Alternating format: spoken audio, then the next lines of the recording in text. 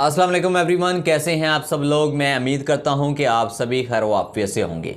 दोस्तों, आज की इस वीडियो में मैं आपको एक ऐसे मशहूर फुटबॉलर के बारे में बताने जा रहा हूं जो कि इस्लाम कबूल करना चाहता है, जो कि बहुत शोहरत याफ्ता फुटबॉलर है। आप भी उसके नाम से वाकिफ़ होंगे। मैं बात कर रहा हूं क्रिस्टियानो रोनाल्डो की।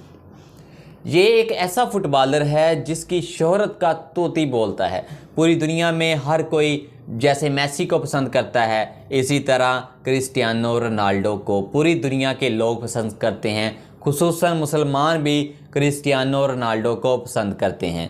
आपने क्रिस्टियानो रोनाल्डो को दुबई में देखा होगा शेखों के साथ, आपने सऊदी अरब में देखा होगा, आपने मुख्तलिफ मैचों में क्रिस्टियानो रोनाल्डो को देखा होगा। क्रिस्टियानो रोनाल्डो एक बहुत ही अच्छे फुटबॉलर हैं। अपनी टीम को मैच जितवाने में काफ़ी ज़्यादा आगे आगे रहते